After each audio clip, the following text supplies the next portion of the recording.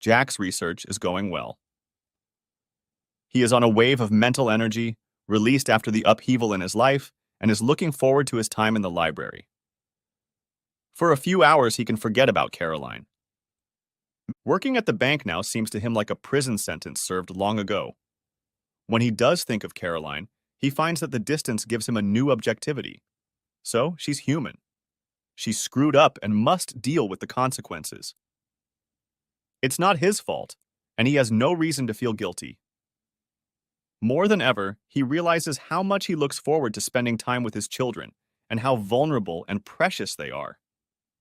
His part-time job is made possible after several arguments with his professor.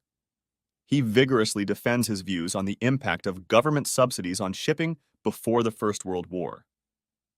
At the end of one of these meetings, the professor unexpectedly offers him a few hours of teaching and tutoring for undergraduates in a preliminary economic history course. "I like the way you express your thoughts," Professor Pickering says.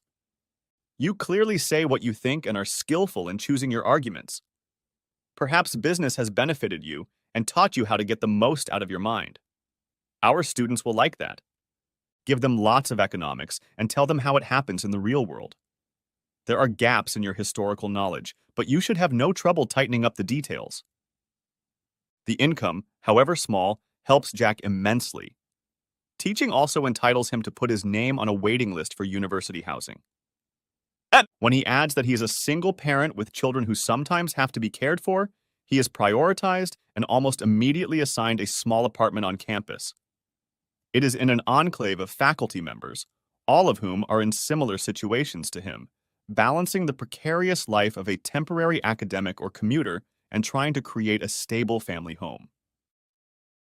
There's friendly company to keep him from falling into depression, vital conversations with intelligent people, and plenty of women around. His only reason for coming home is to be with his children, and he immediately starts planning how to move them into his new apartment. Of course, Caroline strongly objects. "You can't take the kids away from me. No, it would be good for them to be away from here, and you'd be depriving them of a good time. There's plenty to do here, and kids their age can play with them. I'll talk to them and see what they think." "You're trying to turn my children away from me." "I'm not trying to do anything but live my life, and I suggest you do the same." Caroline's resistance is undermined by her own desire. Something is going on, unclear but undoubtedly related to Damien, and she wants him to watch the children. He agrees to take them. At the weekly faculty meeting, he meets many of his new colleagues for the first time. There are several dozen faculty members, mostly women teaching literature, with brews of herbal tea in front of them, a few dour male philosophers, and a mixed group of historians and classicists. Among the historians, Jack is the only economics major other than his professor.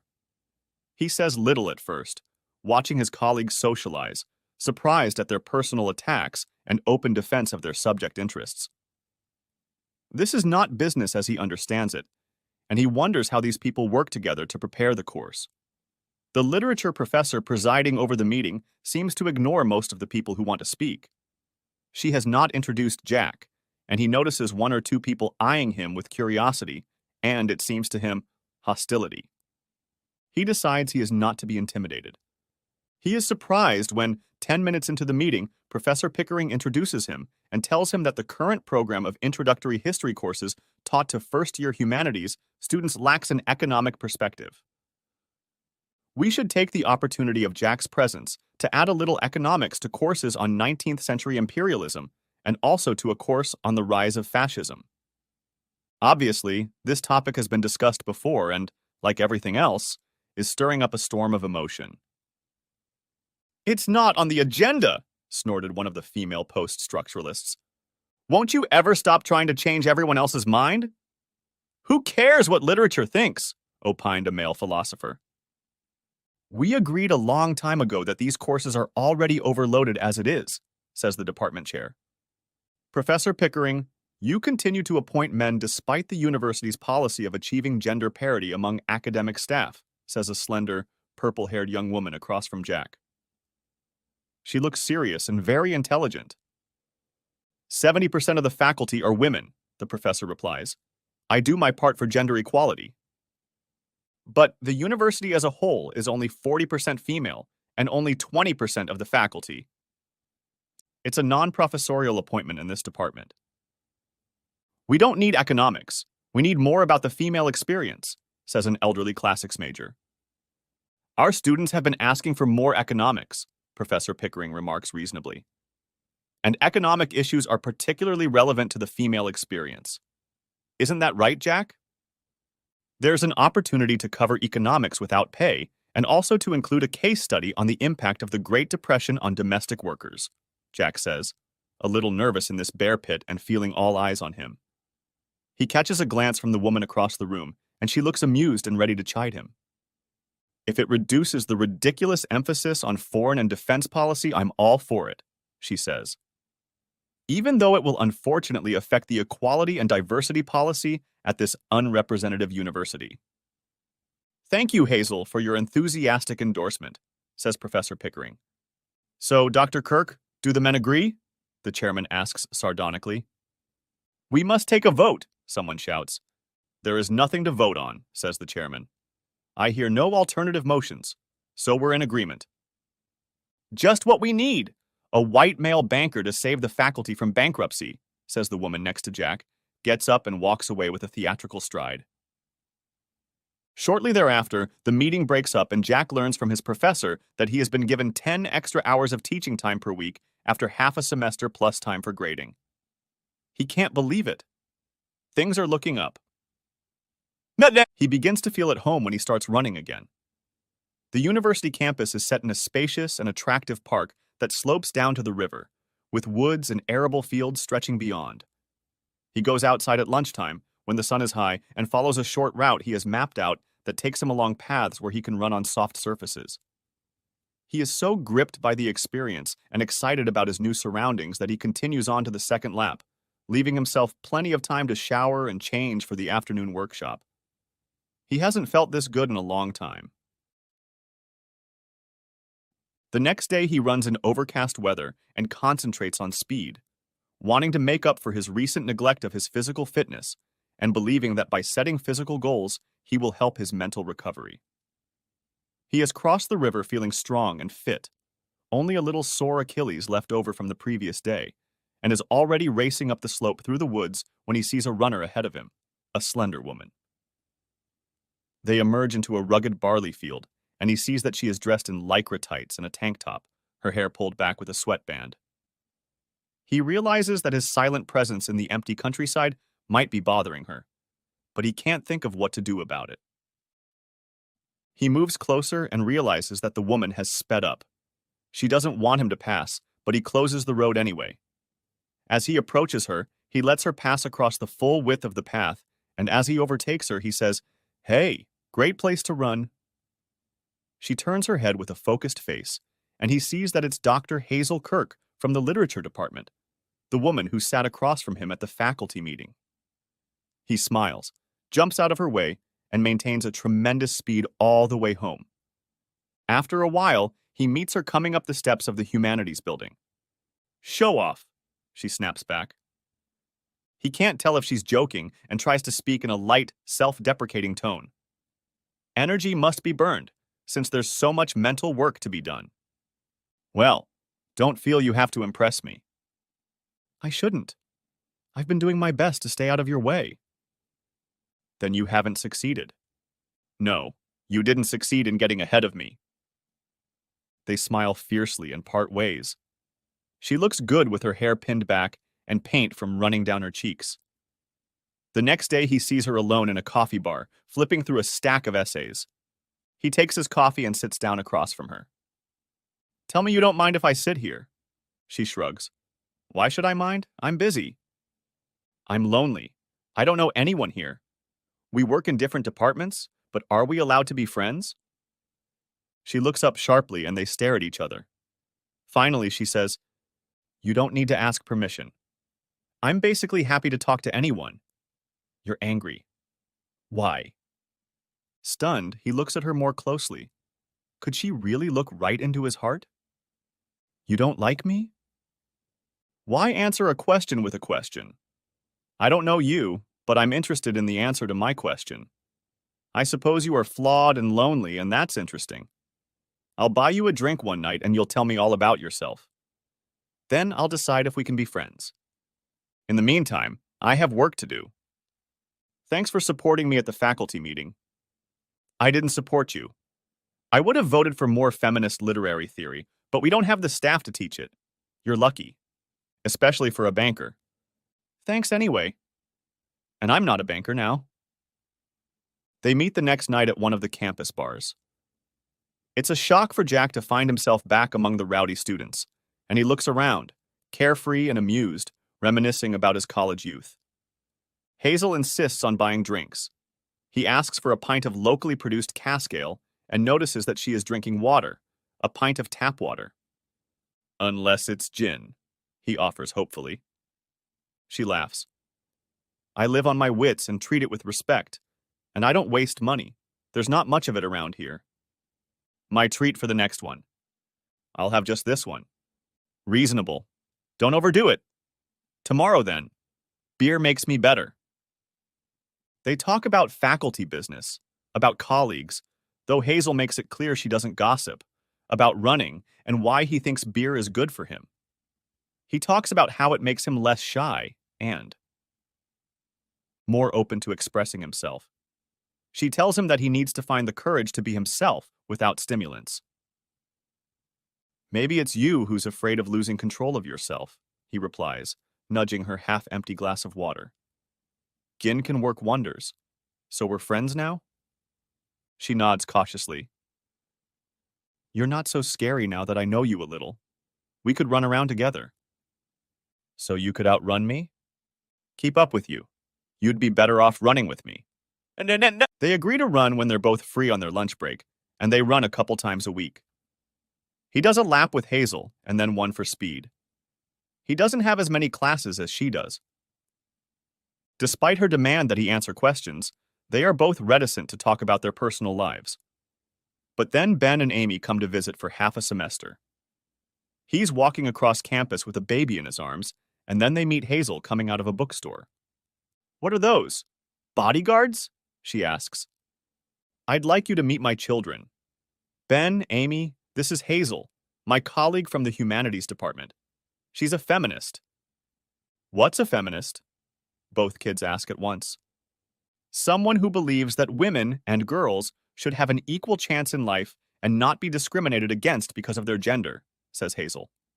And that the world is in the grip of a patriarchal oligarchy, mostly evil bankers bent on destroying civilization, Jack adds. A baleful look is thrown at him. His children are used to him saying incomprehensible things, and in any case, they are more interested in Hazel asking them questions about themselves. Today is reading week in some courses, and there's more free time. Jack tells Hazel he won't be running and invites her to an afternoon picnic by the river. She resists, but gracefully gives in when he insists, and it becomes clear that the children would like her to come. It's a carefully planned ambush by Jack. The kids are laden with water and orange juice. He brings vegetarian sushi, white wine, and fruit salad. He even brings a mat, remembering that women, if invited to sit on the grass, always say it's wet, even if it hasn't rained in months. The kids love the river, and he has to constantly keep his cool as they run along the bank, finding branches to throw into the water and chasing them as they swim downstream.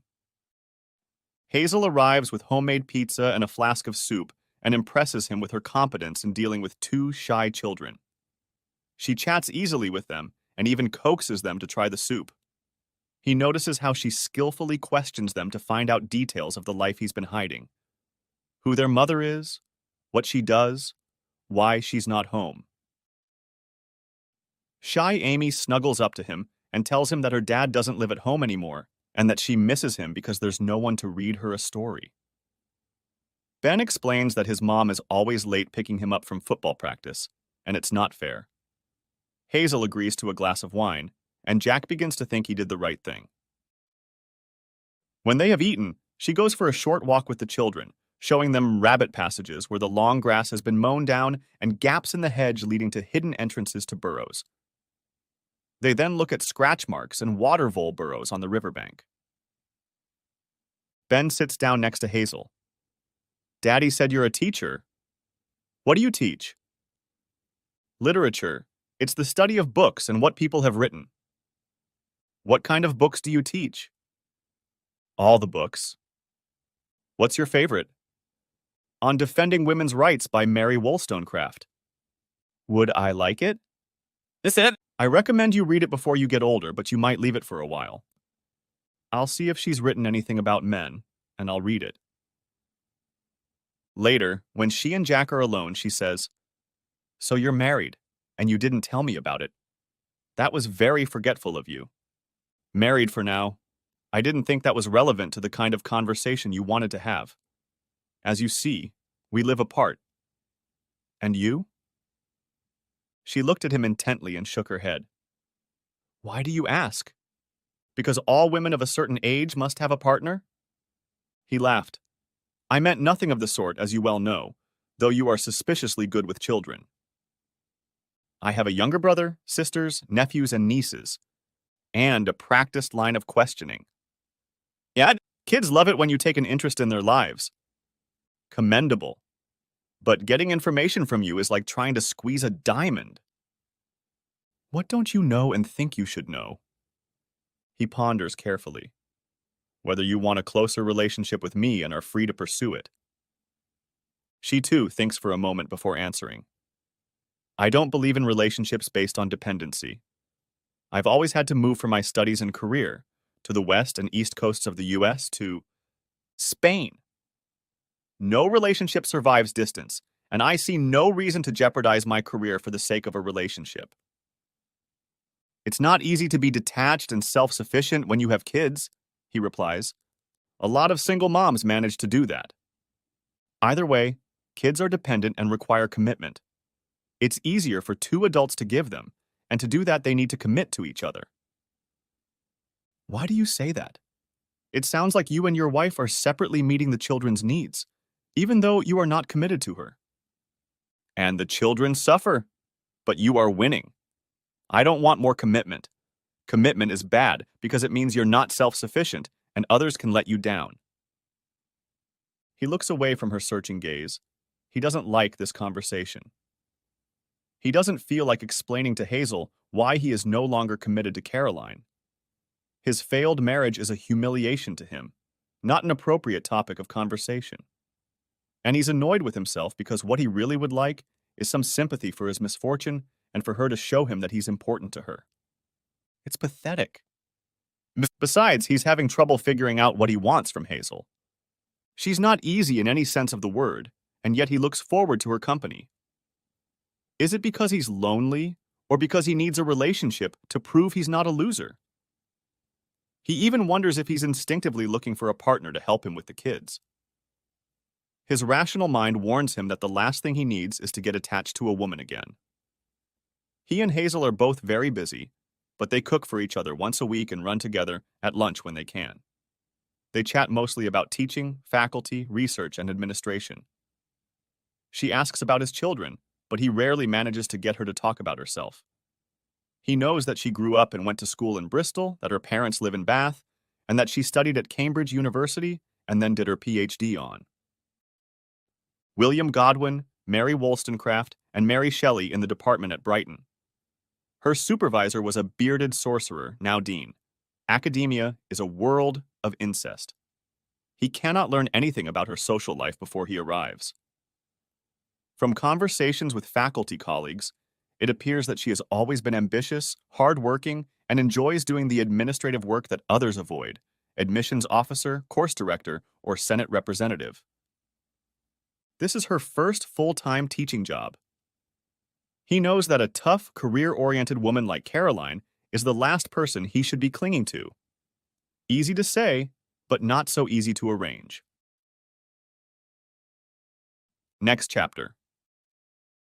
Caroline was determined to work on her relationship with Jack. She was far from the ideal, which she told herself was to maintain a balance between her two lives. Jack had veered wildly off-center, and she had to bring him back. She avoided excessive familiarity, but dressed carefully for his return on weekends, smiled welcomingly, and tried to touch him as often as she could, his hand, arm, and shoulder. But no kisses or hugs that he could use to push her away.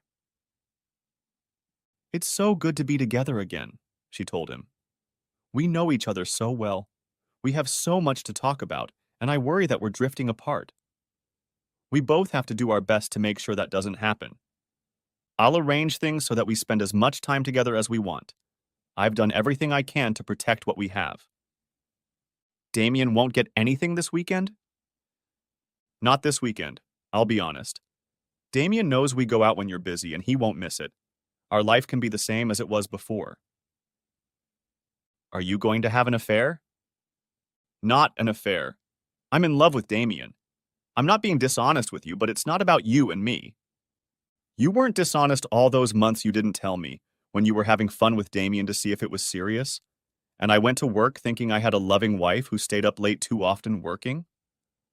She was quiet for a moment, but finally said, "You have a deft way with words. You can always make me look wrong. But Damien and I love each other very much, and you can't twist things to make it look bad.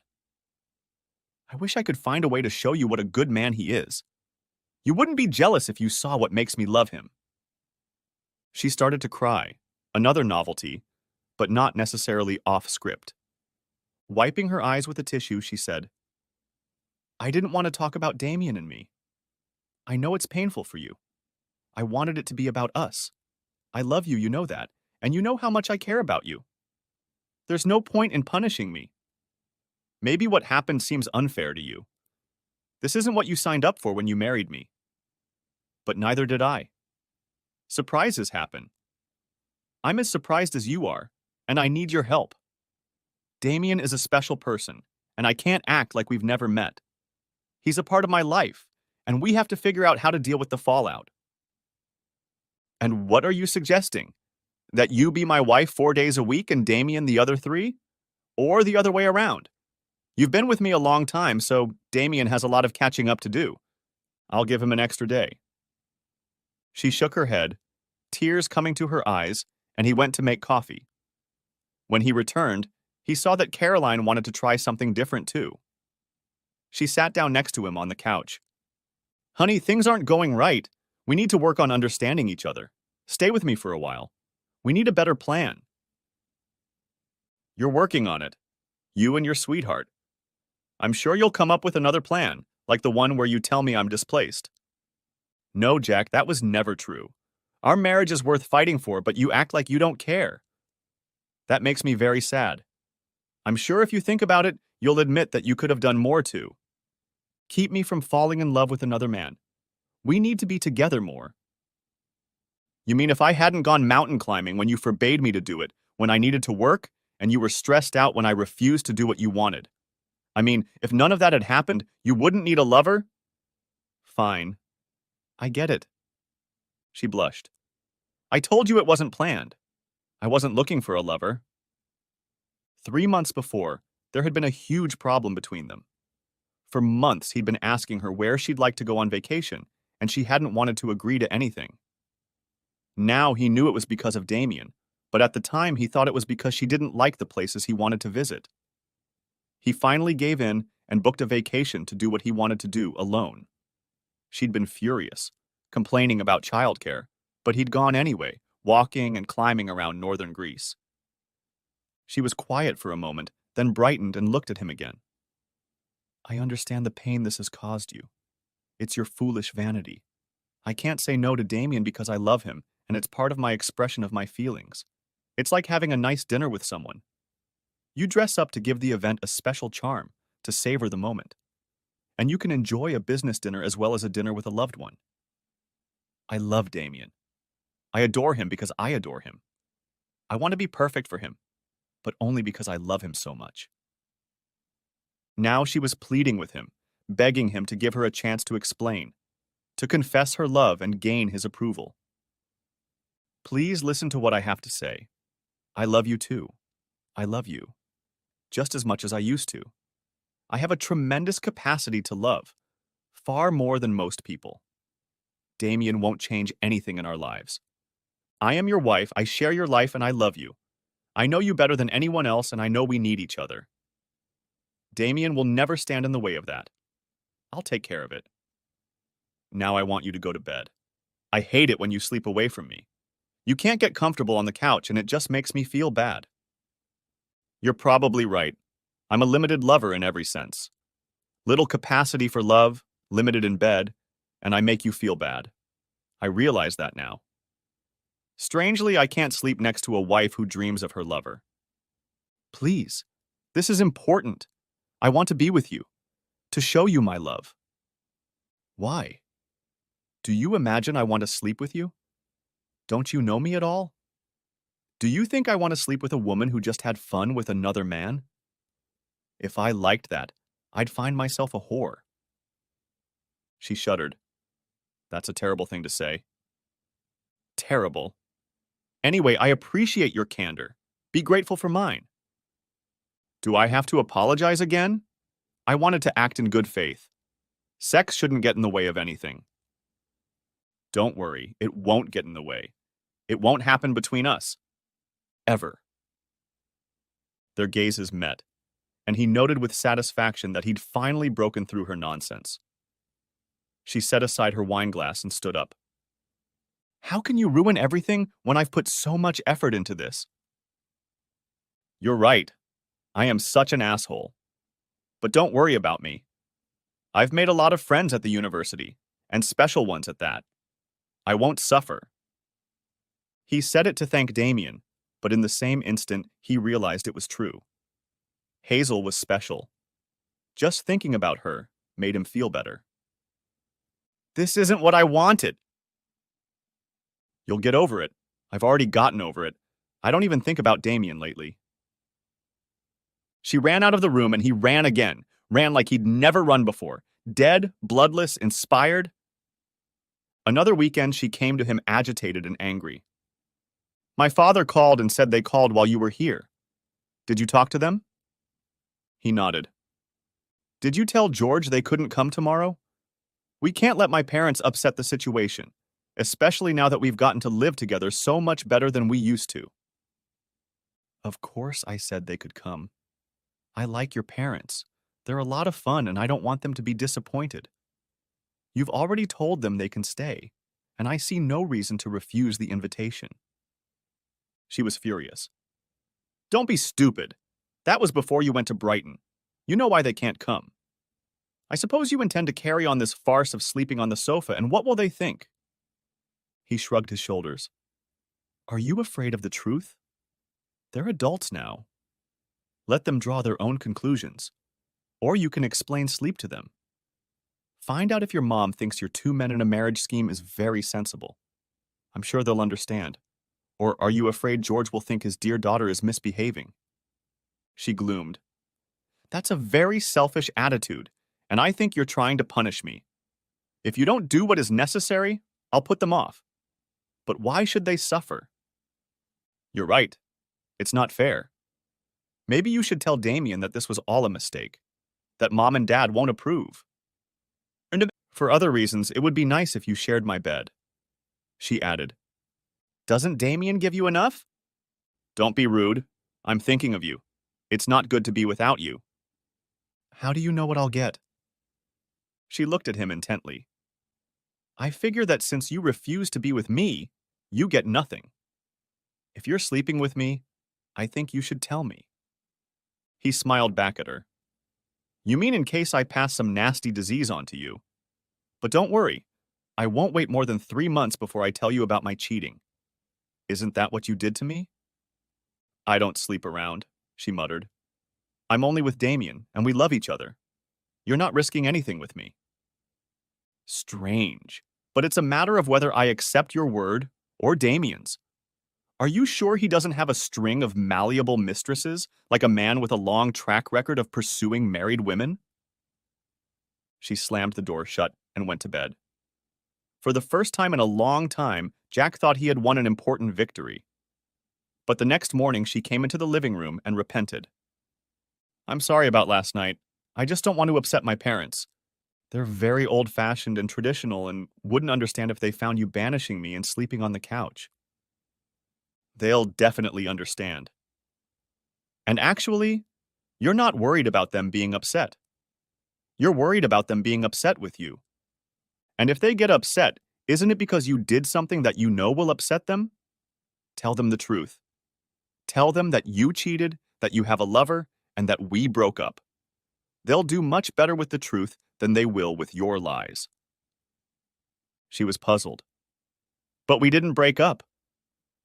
Why do you say that? It's just that you have to work outside the house during the week. That's what I told them. We don't live as husband and wife, so we're separated. We're doing fine. Don't you dare say anything so bad to my parents. Anyway, I've made arrangements with Damien for when they want to come over, so it's not very convenient. They'll have to cancel. Not a problem. I told Stella I'd keep an eye on them if you're busy. She said they're looking forward to coming. You bastard. Tears stood in her eyes. You're doing this to ruin my mood. I'm meeting Damien tomorrow, as you've probably already guessed. It's his birthday, and we've been planning to go to the theater and have dinner for a long time. That's why I didn't want my parents to come this weekend. Please, instead of making my life harder, just mind your own business and stop making everyone miserable. He shrugged, resenting her demeanor. I like your parents. They're decent people and the kids look forward to meeting them. I'll tell them I'll meet them and the kids in town for lunch. So it's my business, not yours. Then they will go shopping. Take Damien with you if you want to when you're done having fun. Introduce him to your parents and make him a full member of the family. If he's so much in love with you, he must be dying to meet your parents. She looked not only tired but angry and answered nothing. This time, he slept soundly on his narrow couch. Caroline used the time the children stayed with Jack to repair her relationship with Damien. After work, she would go to his house and stay the night. They would cook and eat together while listening to music. It was a beautiful arrangement, but it soon became clear to Caroline that Damien didn't want to do it more than 2 nights a week. It wasn't that he had other things to do, it was just that he enjoyed his own company and got bored if she was around too often. That was why he remained a bachelor, she supposed. He just didn't like getting married. It's all right, she reassured herself.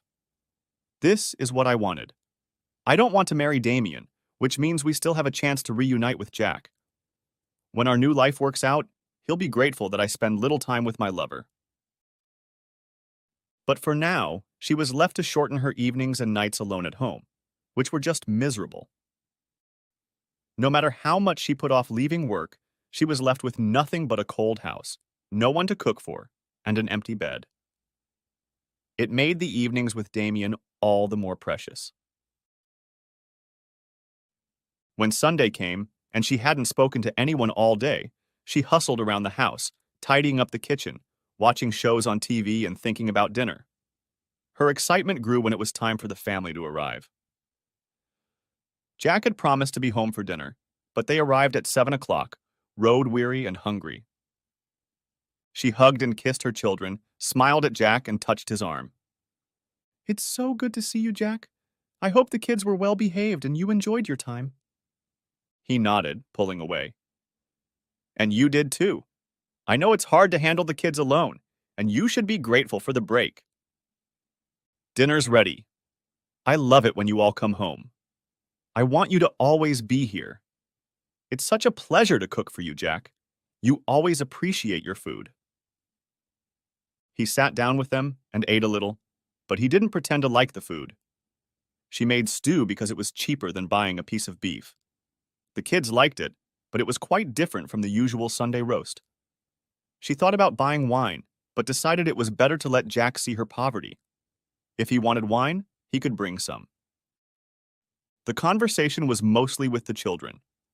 They told her about the picnic with Jack's friend Hazel and how Hazel could make a delicious pizza with tomatoes, olives, and herbs, but no cheese because she was a vegetarian. Caroline couldn't believe the effect this conversation had on her. It was as if she had been replaced into the role of wife and mother without any discussion. I can make pizza too. I'm just too busy, and mine will have cheese in it. Don't pretend you don't like cheese. Hazel's is delicious anyway. She doesn't eat cheese because male dairy calves are killed at birth. I think that's disgusting. But I'll eat cheese because I like it, and when I grow up, I'll stop killing calves. It's stupid to get carried away with food. You have to eat what's put in front of you, Caroline said. I don't think Hazel can know much about raising children.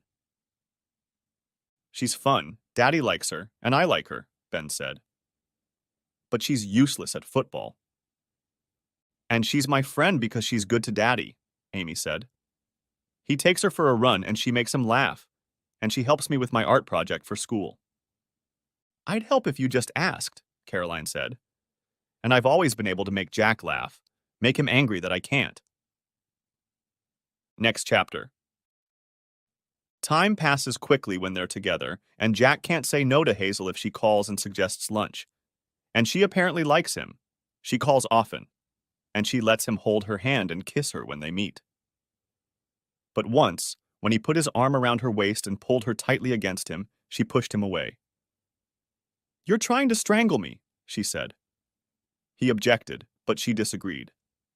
She's difficult to deal with, and he's not sure he has the strength to open the door to her heart. He thinks she doesn't understand her feelings for him, and wonders if she has never been in love. He buys her flowers and she tells him, I don't accept gifts. Exchanges are fine. You buy me coffee, I buy you coffee. But unsolicited gifts I send back unopened. If you accept them, you always end up paying more than they're worth. You mean I buy you a rubber band full of daffodils and expect entertainment in return? Exactly. Only I've done better than daffodils. They're roses. And I don't expect anything, at least not for roses. You have strange ideas about men. But seriously, I mean to say that you've been great with my children. You gave them a lot. Not only by taking an interest in them, but by showing them that their father is not alone and unhappy.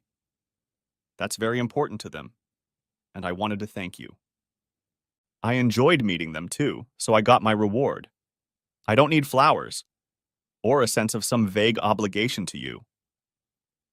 What if I don't demand a kiss in exchange for flowers, but just accept it like a caveman? He asks, and immediately does as he's bid, kissing her on the lips. Now you'll have to do the same to me so you won't be in debt. He is relieved when she laughs and does as he suggests. He finds an empty juice bottle and defiantly places his roses in the bottle in the center of her desk. She smiles. Soon afterward, they both have to go to work. He to the library, she to lecture. The kids come over for the weekend.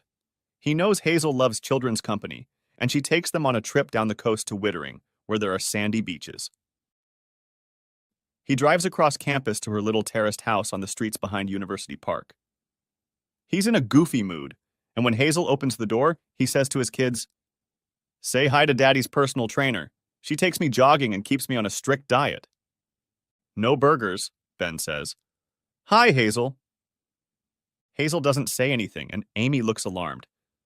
We're here to demand our kisses in exchange for my roses, Jack adds, looking up for something lighthearted.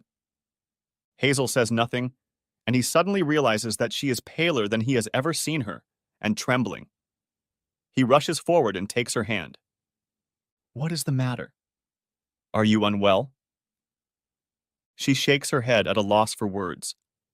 She's cold, and when he puts his arm around her, she collapses, barely able to stay on her feet.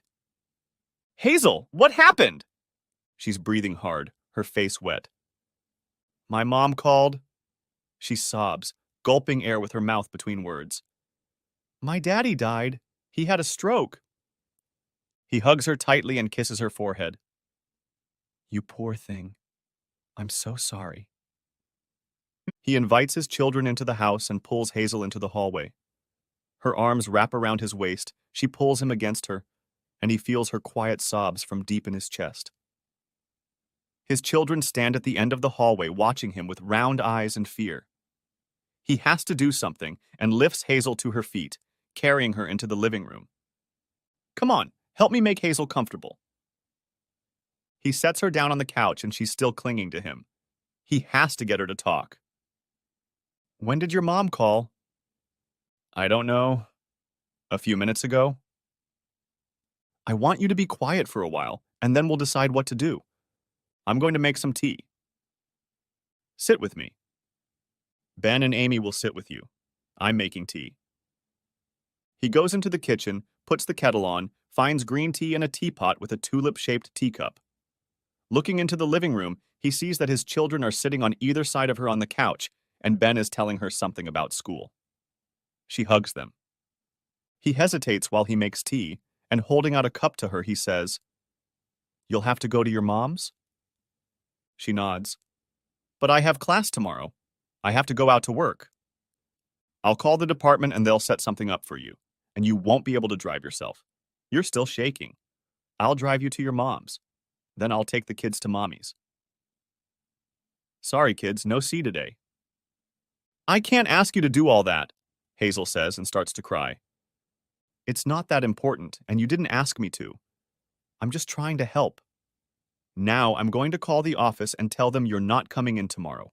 They'll understand." "Thanks." He calls, and when he returns, Hazel has already finished her tea and perked up. She tries her best to smile at the children. "I'm sorry about the C," she says, looking at Jack. "I'll get over it now." "You have to do what my daddy says," Ben tells her. "He always knows what to do." "I will." Hazel drinks more tea while Jack gathers what she needs. It's a 3-hour drive on busy roads.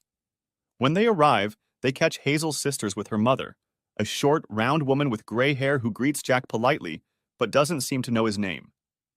Her sisters, who squint at Hazel every now and then examine him and his children with insolent curiosity, are quite another matter. "So this is your boyfriend," says the youngest, Mimi, kissing Jack. "Mine. He's tall and dark and handsome." And to Jack, she adds, "I thought we'd never be introduced." Hazel usually hides her boyfriends in the closet or under the bed. Hazel doesn't dispute this description, and a few moments later, all eyes are on the children, who timidly keep to themselves until they are drawn in, stroked, questioned, given drinks, and led into the living room where they settle down to watch a DVD. "I don't know where you're all going to sleep," Mom says, as she enters and looks around at the sleepy children. "Jack will sleep with Hazel, and the kids can go to Daddy's office," says Big Sister Clementine. "I'll manage anywhere. On the floor if I have to," Jack says, throwing a glance at Hazel. "Hey, she says nothing and leaves with her mother to go into the kitchen with her to make dinner. Jack stays with his little sister and takes the opportunity to learn everything he can from Mimi about Hazel's family life. It turns out that she has been a smart girl since she started school, winning all the prizes, including a scholarship to Cambridge, and no layman can explain what her academic subject is. Mimi, for her part, demands to be told all about Jack and notices that the men Hazel meets disappear by the time she sees her sister again. "How often do you meet?" he asks Riley. "At least once a year. She gives the impression of being a lover of mischief." "I haven't noticed, but she's hard to recognize." "Hazel doesn't buy us sweets because they're bad for us, or chocolate because it's made with slave labor," Ben adds. "But she's very nice." "She said she never had dolls when she was my age," Amy says. "She's a liar. She had dolls, but she got rid of them," says Mimi. "I still have one of her dolls. I had to buy it from her because she said she was going to bury it in the garden in protest. I'll show you." Jack goes into the kitchen where Hazel's mother offers him coffee and cookies. Hazel is peeling potatoes and they are both crying. He asks if he can help, but is told to leave. He returns to the living room and sits down with Clementine, who is also talking about Hazel. She wants to know about her work, and Jack explains her fiery feminism, shocking speeches at faculty council meetings, concern for students, and scathing deconstruction of literary texts.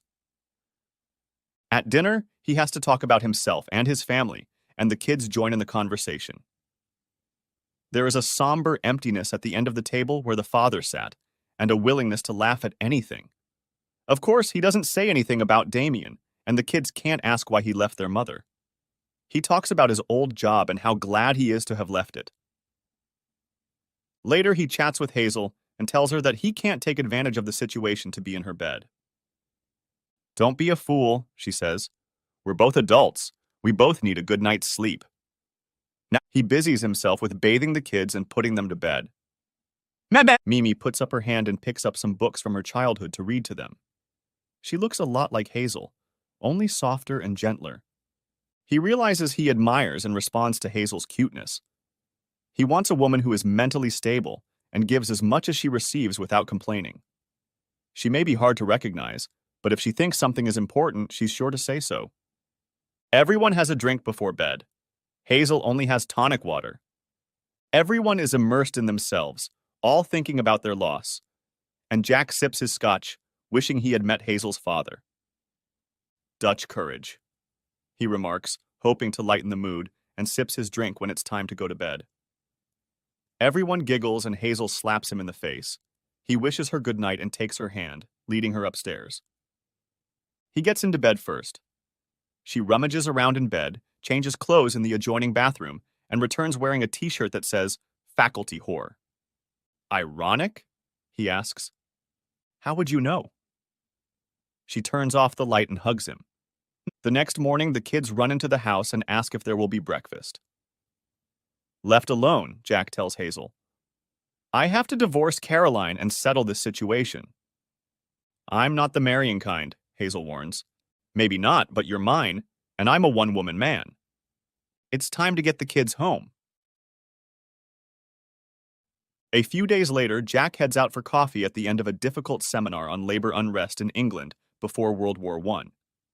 When he was a student, he argued vigorously about the merits of organized labor, unions, socialism, and communism. But now the young don't seem to care. It depresses him, and he thinks of ways to make the subject interesting.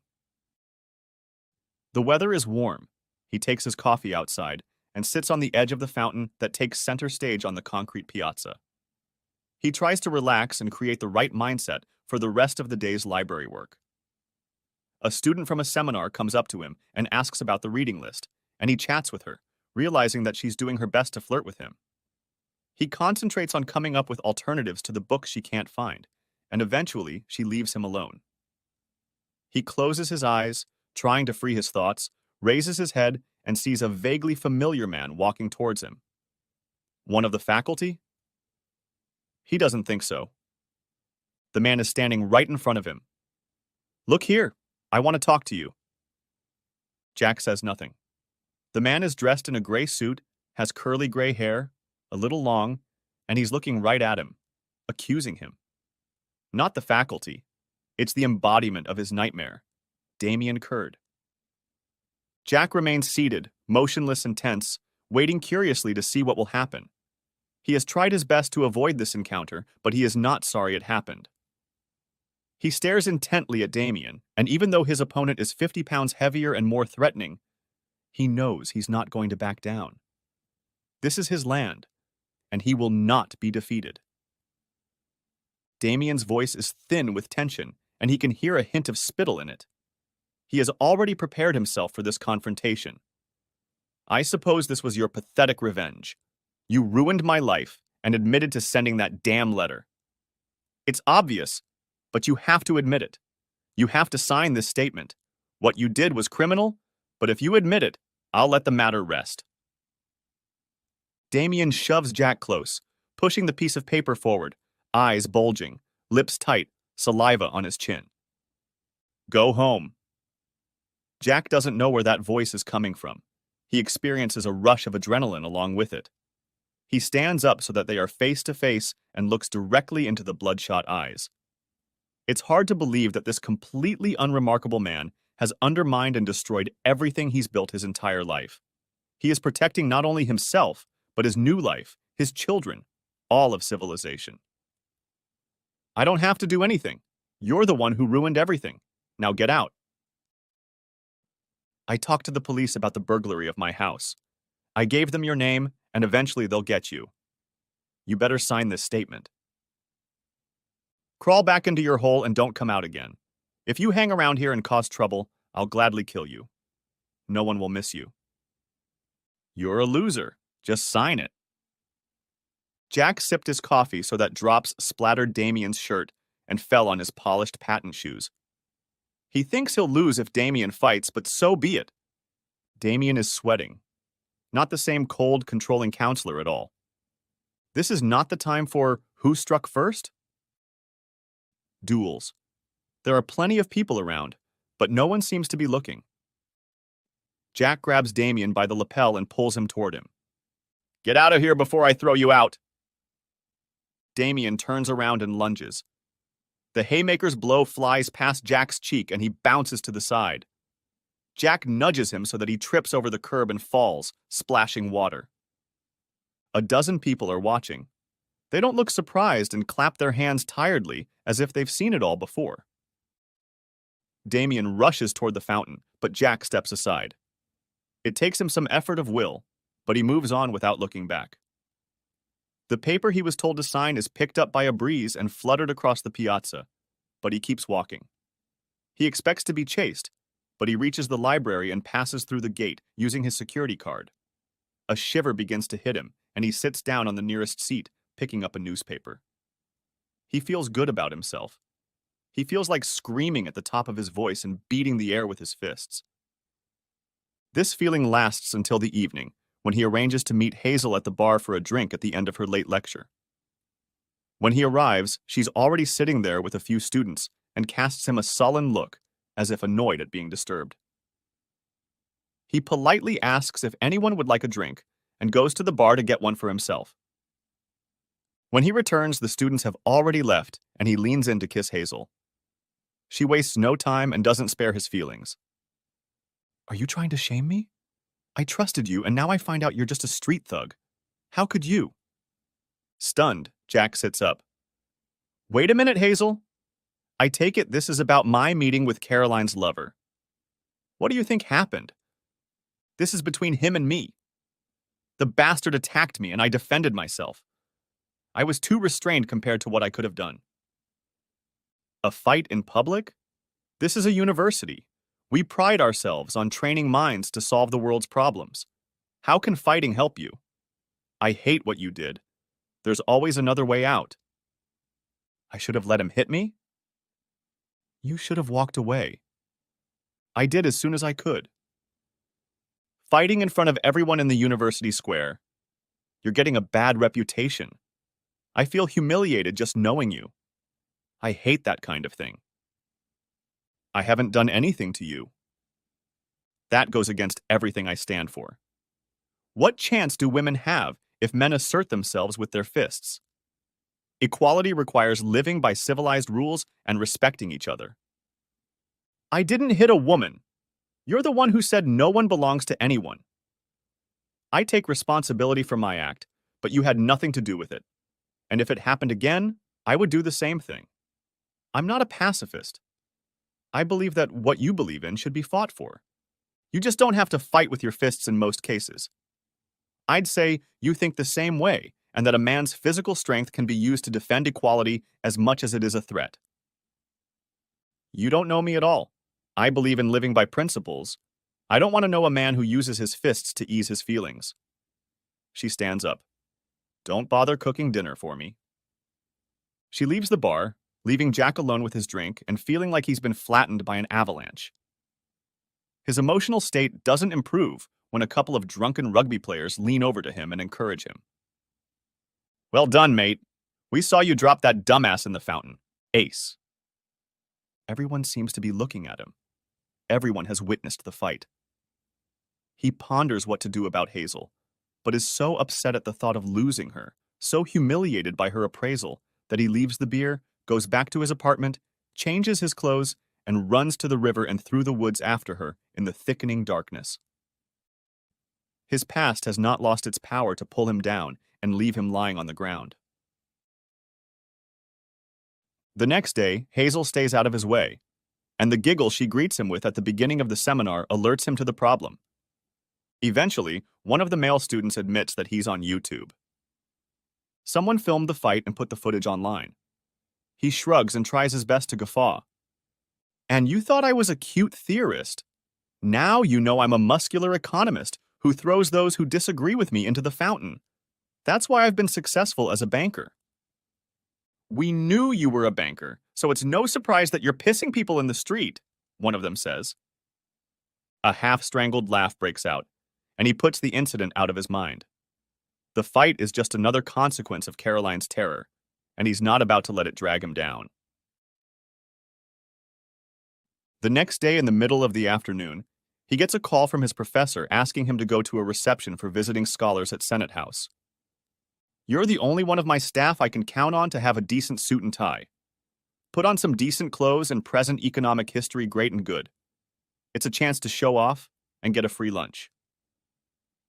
He arrives a little late, and the first person he sees in the crowded conference room is Hazel. She's wearing an exotic silk scarf, her idea of smart clothing.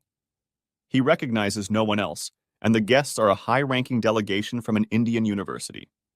There is wine, refreshments, and a buffet. He fills his plate and, determined to prove himself, applies his business skills and starts networking. He joins a conversation between a gaunt scientist and one of the guests and adds some humor and wisdom. Then he talks to a lonely man standing alone with half-rimmed glasses who turns out to be the dean of engineering. They chat about mountaineering, an interest, it turns out, they share. Jack refills the wine and moves on to a couple of customers who are chatting with a woman in a tweed suit. One of them is an economist, and they are talking seriously about banking, the European debt crisis, and financial regulation in emerging economies. It's a lively discussion, and they exchange views. The visitors leave, and Jack is left talking to the tweedy woman. Belatedly, he realizes that she is the vice-chancellor of the university. She questions him about what he does, his research, and what he thinks of the history curriculum. He enjoys the conversation and notices that Hazel is watching him. She's still talking to her friends. She's not socializing at all. "So I'm a street thug, shaming women, huh?" He feels like shouting. The vice-chancellor smiles indulgently and walks on. He feels good about his professional life and pours himself some more food. It's Friday, and he is teaching a seminar at lunchtime and then drives home in time to pick up his children from school. He is looking forward to it, but feels he is not ready to share the weekend with Caroline. He hopes that most of the time she will be out with her lover. He and Ben are sitting in the car waiting for Amy to get out of school when Ben tells him, "Mom cried and yelled a lot this morning. I think she's really mad at me because I tore my shirt putting it on, and it was the only clean one I had. I had to wear yesterday's dirty one." "I'm sure it's just a mix-up," he assures his son. "We'll figure it out when we get home. We'll buy a few more shirts if we need to." "And I got expelled this week because I couldn't find my tie and went to school without it. I told my mom and she said it was my own fault." "Not if you made the effort to find it. We'll buy another one, and when you find the old one, you'll have a spare." "Thanks, Daddy." His daughter lifts his spirits, and they drive to the mall to buy clothes for Ben, new pens for Amy, and delay the moment they meet his wife. Nevertheless, she's waiting for them, and he can see right away that she's dressed up and made an effort. He lets the children go ahead, and preempting her greeting says, "You look very nice. Dressed up for your lover?" She blushes and reaches for him. He flinches involuntarily. "Don't come near me. I don't know who you were with." He's never said anything so blatantly insulting to Caroline before, and she takes a step back in shock and looks at him strangely. "Please, Jack, I'm sure I deserve it, but please don't. I can't take it anymore." He makes an assumption. "What's the matter, lover's bunk?" She nods and bursts into tears. "Damien found a job in London. He got so angry when his employers didn't believe him about that letter. He left and got a job with their biggest competitors. I don't think our relationship will survive the distance. They've already deteriorated anyway." Jack silently digested this information, figuring out what it meant to him, and realizing that Damien's appearance at the university was an act of desperation related to this crisis in his professional life. It was nice to think that their little spat had helped knock the bastard's hubris down a notch. "Don't be hard on me, Jack. I made a lovely dinner. Come on, let's go eat. Let's try not to hurt each other." He sees the sense in that, but adds anyway, "I'm not the person to ask for sympathy. I'm glad your lover is gone, but I'm sure you'll find another troublemaker to warm your bed." She averts her gaze. "Please, Jack, This isn't going to lead to anything good. Let's go get something to eat. There's wine this time. Jack bites his tongue, about to ask what occasion they are celebrating, and readily accepts a glass. The next day, he decides to bring groceries to help with the cleanup. Everyone is hungry and focuses on the food. Jack looks around the table, and for a moment the scene is indistinguishable from what it would have looked like a year ago. Appearances are deceiving. He eats and realizes he has to decide what happens next. He wants to talk to Caroline about the kids coming to live with him, but decides to wait until another time. After dinner, he goes with Ben to look for the tie, and they turn it into a game.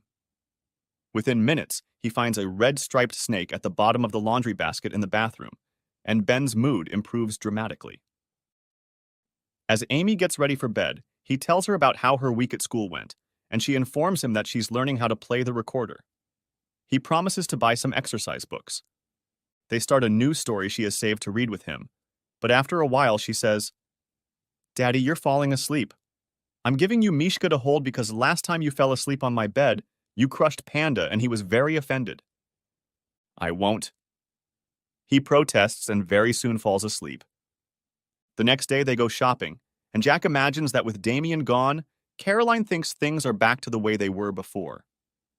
He tells her that Ben should have a proper school uniform with everything he needs stocked up, and she whirls them around the stores, buying everything he needs. They can't find Amy's book on playing the recorder, but he tells her he'll be sure to find it in Brighton, where there's a good music store.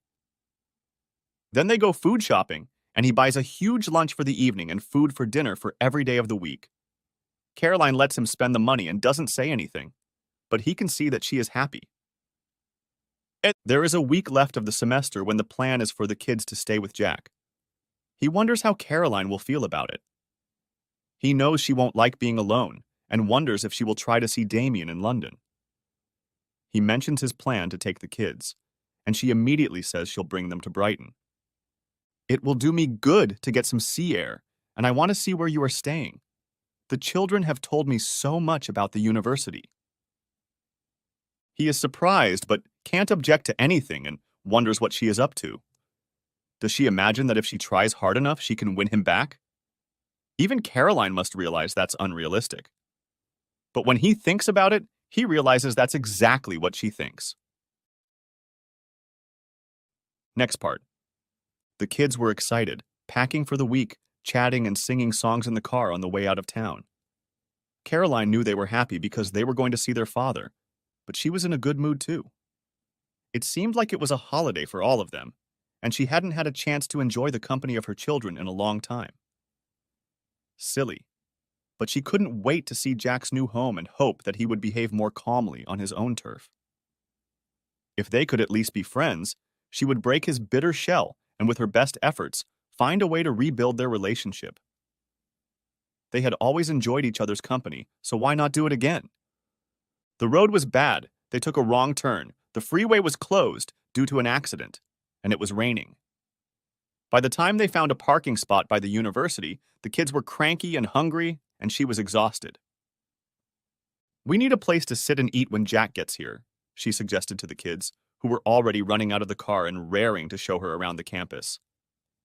"That's where Daddy works," Amy said, standing in the piazza and proudly pointing to the concrete and glass humanities building. "Let's go to the refectory," Ben said. "Dad says they make good hamburgers there with 6 kinds of relish, and the chips aren't bad. We haven't had a chance to try the hamburgers yet." He led them to the cafeteria, which was bustling with staff and students grabbing quick bites, saying hello to friends, and stopping for business between the counters. Eventually, they found a free table, and Caroline texted Jack to let him know where to find them. She hoped he wouldn't be too long, because they were hungry, the kids kicking each other irritably under the table and looking back at the endless procession of people hoping to see Jack. "There's Hazel," Ben said suddenly, straightening up in his chair. He exclaimed, "Hello, Hazel. I bet you're eating soup, not hamburgers." She was talking to a woman with a braid in her hair, but she lifted her head and smiled, glancing apprehensively at Caroline as she approached. "Hi, Ben. Hi, Amy. I hope you're having a good day. A few more years and you'll be able to come to my lectures. Not the place to try to find peace, she added, turning to Caroline. Hazel is Daddy's girlfriend, Ben explained to his mother. Actually, no, Hazel replied. Lest it sound like an insult to Ben, she added. But I remember the great picnic we had by the river when I brought my soup and you taught me how to play football. You make sure Daddy doesn't get lonely, Amy said. No one knew what to say to that, and finally Caroline said, I should introduce myself. I'm Jack's wife, and these are my children. Do you work with him here? Not exactly. We're more like competitors, on the same faculty but with incompatible educational and teaching ambitions. He's the kind of guy who clamors for exclusive men's studies programs, where they talk about the triumphs of great men. Caroline brightened. So you're not friends then? Jack takes his subject very seriously. Jack didn't tell me he was married, and I minded my own business. I hope Ben and Amy consider me a friend. We had fun together. Please have a seat.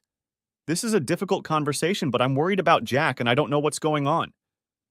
If there's been a misunderstanding, I suppose it's my fault. I wouldn't want you to worry about Jack.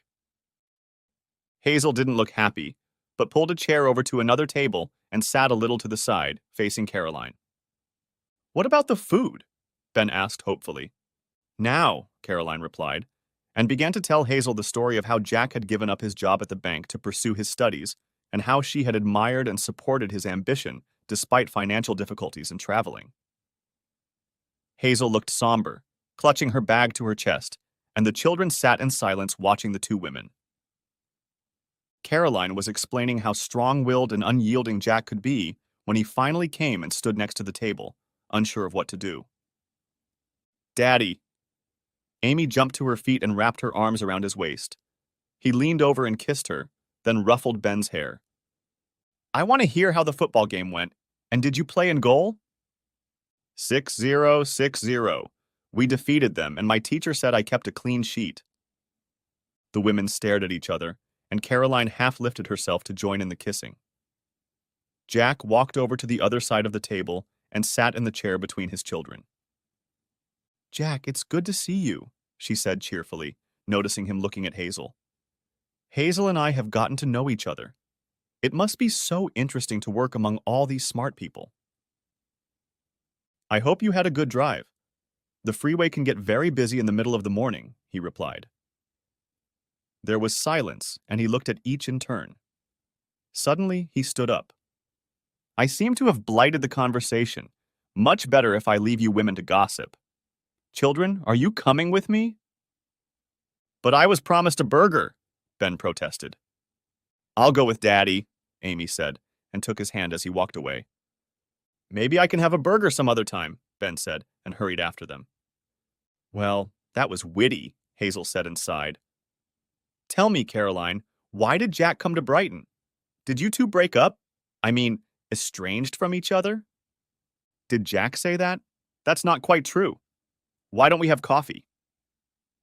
Next chapter. The sun comes out, and Jack leads the kids to the waterfront where they eat beef burgers and chips from an outdoor kiosk, wary of the circling seagulls. The food isn't great, but everyone is full and not complaining.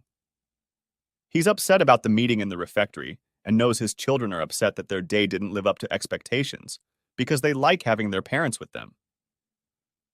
Jack texts Caroline to let her know where they are, and after eating, they take a walk along the waterfront. Ben notices a crazy golf course where the ball goes over miniature bridges, through tunnels, and into the mouths of painted monsters. He is intrigued and insists they play. Jack agrees. They gather balls and clubs and wait to play the first hole.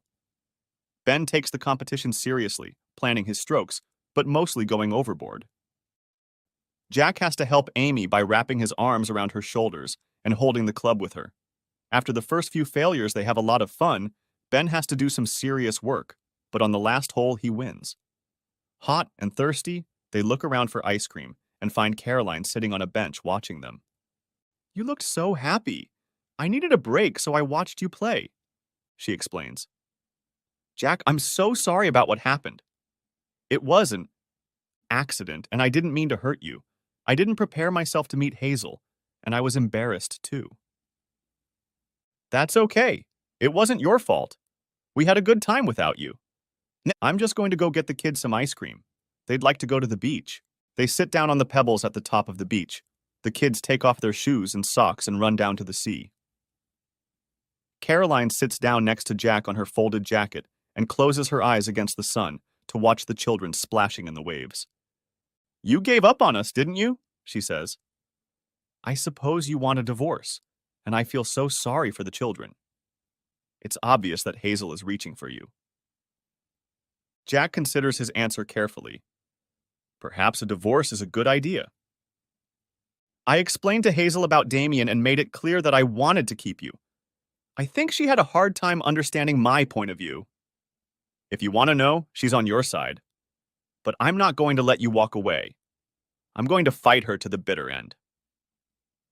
She doesn't need to know about our messy lives. I want to make sure there are no misunderstandings. I won't let you run away. Is that real? You're right, it's over between us. I'm glad you worked it out in the end. It was over between us the moment you took your mind off married life. I'll want a divorce, but that's not the priority right now. It's more important to get the kids settled. I'm trying to think straight, do the right thing, and I think it would be better for them to stay with me for a week next semester. There are good schools here and inexpensive after-school facilities on campus. In any case, my job is more flexible than yours. You want to take them away from me. This is about them, not you. Think about what's best for them. Leave me alone. You have Damien. Chase after him. Think about someone other than yourself for once. Don't make fun of me. Please, Jack, I want you to think again. My affair with Damien was going to happen. I would have been a coward to turn down his offer of love. It was my destiny and nothing good came of it, but don't punish me for trying. Now we can go back to the way things were. I've learned my lesson. So have I. I don't want to live with a woman who betrays me when it benefits her. I won't do it, not even for the kids. They deserve something better. I never betrayed you. Even now you haven't given up on Damien. You're just backing yourself up. You're still thinking about yourself, not the children, and you never thought about what your actions mean to others. What you did was careless or stupid. It doesn't matter. If I'm married, I have to respect my wife. You're good company, all the things that interested me from the beginning, but now I don't respect you. It's not about guilt. Maybe you really can't help yourself. It's just that I know it's bad with you. You can only bring me more misery if I stay with you. You should be walking around with a red flag, warning people to stay away for their own safety. She cries, and when the children hurry back, she gets up and runs down the steps to the embankment so they won't see her tears. The children don't notice anything. They are enjoying the beach and want Jack to come over and look at the dead jellyfish they found. He sets off with them. And Caroline is on her way home when they get back to campus, not waiting for Jack to look around the apartment. The next morning, Jack makes a big breakfast of bacon and eggs for Ben and Amy, and while they eat, they discuss how to spend the day. He's anxious because he wants his kids to have a good time, but he also has to work on notes for Monday's meeting with the professor about his research. They are sitting at the table finishing breakfast when the doorbell rings, and Jack is surprised to find Hazel on the doorstep. She smiles and reaches from behind her back to give him a single red rose. Isn't that what a man does to show his lover that he is repentant? Jack, this is a sign of how I feel about you, and I'm sorry. Jack takes the rose, not knowing what to do. You don't believe in gifts. I'm not in the habit of admitting mistakes or giving men roses either, but that's why I'm here. May I come in? Please tell me everything is okay and we can start over. I'm surprised, but of course you can come in. And I'm sure it's the children you want to see. Jack, I'm sorry. I made a big mistake. Now relax and let me make it right. I'm not going to hurt you. She takes his hand and kisses it, then walks into the kitchen and greets the kids. Ben is very happy to see her and lets her kiss him. I saw you kissing Daddy. You're Daddy's girl. I knew all along. You can't know that unless you've been told.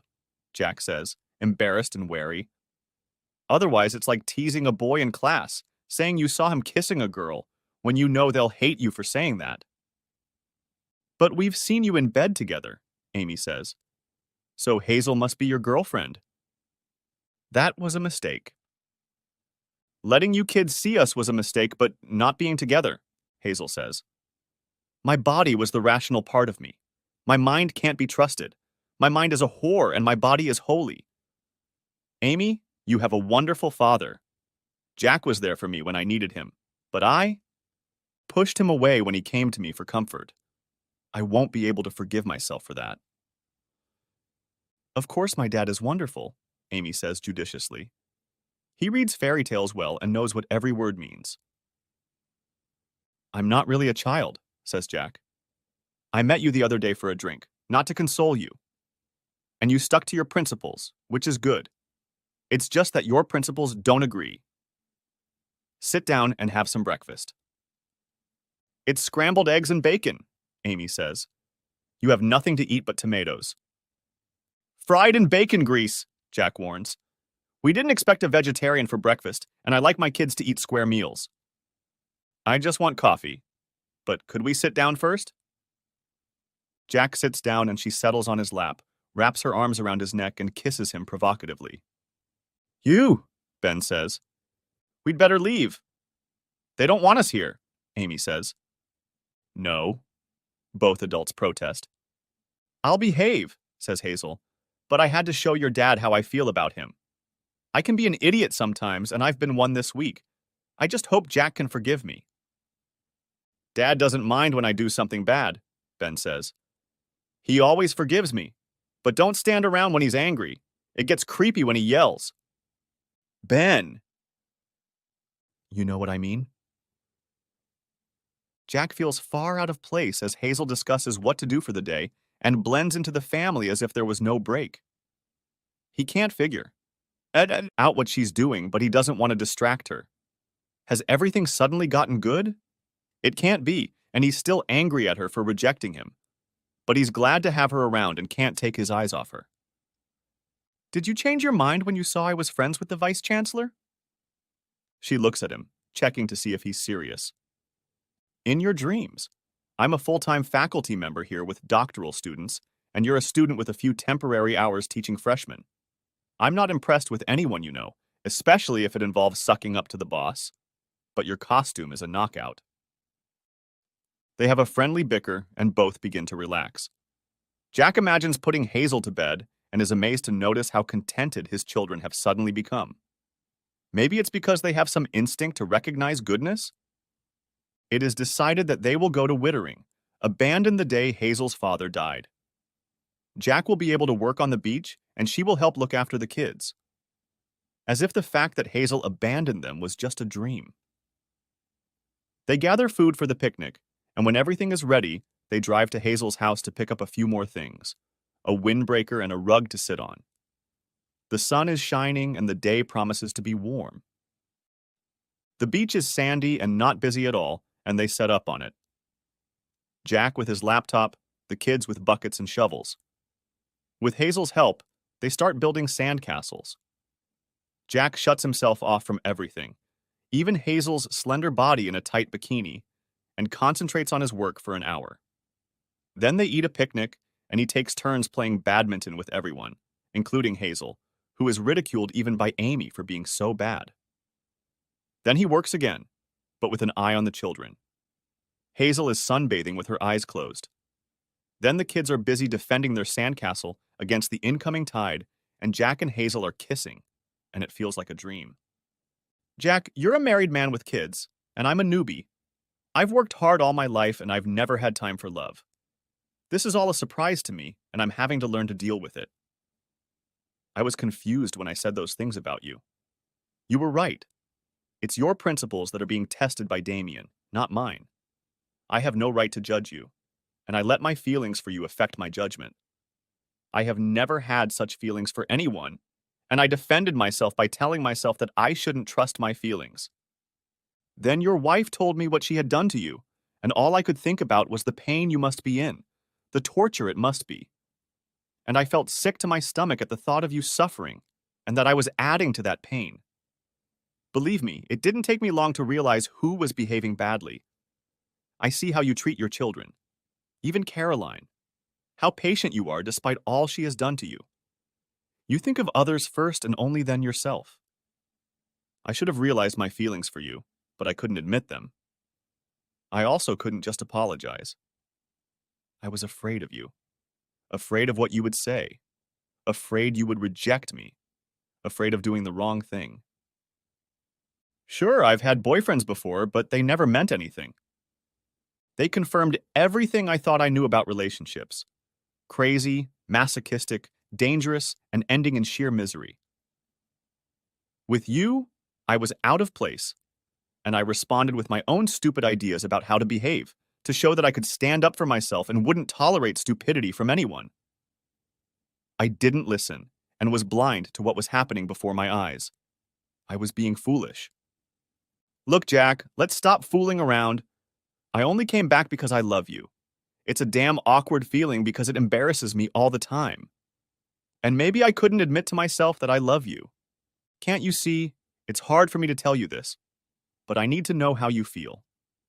If it makes you uncomfortable and you wish you'd never met me, just say so. I don't like confusion. I want to know where I stand. Jack listens to this declaration of love in stunned silence and has to quickly gather his thoughts. That rose you gave me, I'm as sentimental as a 9-year-old girl, Amy. I'll put it in my copy of. It's capital, so no one will find it, and I'll keep it forever. Jack kisses her and wipes the tears from her cheeks with his finger. You're a smart woman. You know I love you, but you also know I'm confused. I can't believe how lucky I am to have met you, but I'm worried that at least part of what happened to Caroline is my fault, and I'm not fit to love you. And I'm terribly afraid, and not without reason, that this is just a dream, and you'll disappear as suddenly as you appeared. I'm still married to Caroline, which seems like a big hurdle. I worry about the kids. I worry about my work and research. I worry that I'll break under the weight of all this mess. It doesn't seem like a good time to fall in love. But then I don't have a say. I'm more experienced than you. I trust my feelings, and I know I love you. I couldn't be happier. I want to hold you tight against me and never let you go. He carries out his threat, and they kiss and caress each other until they look up guiltily to see if the kids are okay. The sand castle is flooded, the water at their feet. The children have moved to another fortification and are furiously shoveling sand to reinforce the walls against the flooding. Never has the sun shone so brightly. Never has the sea looked so beautiful and the golden beach so calm. Next chapter. Caution was unnecessary since Caroline was alone, but calling Damien on his home phone still felt wrong somehow. She decided to suggest they meet in London. Anything was better than spending the weekend alone. Damn, it's me, Caroline. I hope everything is going well. What would you say if I came to London on Saturday or Sunday? We could go to a show, have dinner, you know what? What would you say? It's something we've always wanted to do. There was a pause before her lover replied. Look, Caroline, I don't think it's a good idea. I've been really busy since the last time we talked. Guess what? I made it through a week at my new job. The curse of the cheating wife got to me again. Someone called my boss and told him the reason I left my previous employer. Even sent him your asshole husband's email as proof that I wasn't fit to represent my new glorified employer. Told me my employment was canceled because I didn't include all the required information on my application. Gave me a month's salary and told me I was lucky to get it. So I don't have a job. I'm on welfare, and I don't have money to throw around on high-maintenance mistresses. I'd rather hire myself a cheap and cheerful whore. That's terrible, Dem. Oh, how awful! Caroline struggled to adjust to this unexpected development. And I'll bet your shitty mugger and bully husband wet his pants with delight. Let's face it, Caroline. You're bad news. You're like the bumbling innocent in comedies who walks into a store and leaves behind chaos and destruction. Look, Dim, I'm really sorry about what happened. What if I try again to get Jack to admit to writing the letter? Don't make fun of me. Why would that psychopath help his so loving wife, especially if it's for her lover? Try being smart for once in your life. Yes, I'm trying to keep a positive attitude and I have a great idea. It'll be much better if you come here. I'll cook for you and we'll be very comfortable. You don't have to spend any money. I've had a busy week too, so it'll be good for both of us to sit at home and watch some movies. Come to your house? Do you think I'm stupid? What do you think we're going to do? Cuddle in your living room and listen to DVDs? You make it sound like I don't know you, don't know what's between us. We'll end up in bed. That's what we do. We have something more, much more. We'd end up in bed, and your psycho husband would find out about it and come after me and drag me out of the house. And then you'd probably sit with him and laugh about it. Jack isn't here. He doesn't care what happens here. He has kids now. Stay with me and we'll make each other better. Don't be afraid, Dem. We'll make it work. Truth be told, Caroline, you're not the person I'd choose to pick me up when I have setbacks. Since when do you care about anyone but yourself? If you're being polite, it's only because you need something. You're not the type to offer support. I always thought your husband had to be a saint to put up with your antics and running around. Let's be honest, you're good in bed, period. I didn't know you felt that way, Caroline said. Are you saying there was never anything between us? You know there wasn't. Everything else was an imitation on your part, a little excitement to make the week go by faster. We got together and had fun. I was fine with that. That's what I wanted. But you had to pretend it was more than that you were playing the part of some grande horizontal and thinking what a clever actress you were, happy as long as I flattered you like a diva and paid the bills. Cheap of you, Damien. Cheap and accurate. They were silent for a while. Then Caroline said, Are you saying it's over? You said it yourself. I'm stingy, destitute, stuffed, broken, finished. Nothing could be more finished. It was a foolish affair, and now I need to simplify my life. Walk away with the satisfaction of knowing you've dragged me down the drain with you. Caroline cried until she was in bed, unbidden tears of self-pity. As she fell asleep, she contemplated how cleverly she should have blown Damien off. Mostly it was variations on the theme. You bastard, let me think you loved me while you lied to me the whole time. But alone in the bed she'd shared with Jack for so long, the words confounded her. Instead of accusing Damien with satisfaction, she heard Jack use the same words against her. It wasn't true. She'd always loved Jack, but there was betrayal in his words, and she heard her own words echoing, You let me think you loved me, and you lied all along. The next morning she woke up with the energy she needed to take charge of her life. She wrote a list of things she needed to fix. The list turned out to be long, but it felt good to write it. The first problem on the list, because it was the most pressing, was money. There was an obvious solution to poverty: sell the house and find a cheaper place to live. She would talk to Jack. He wasn't going back, and he had no reason to object.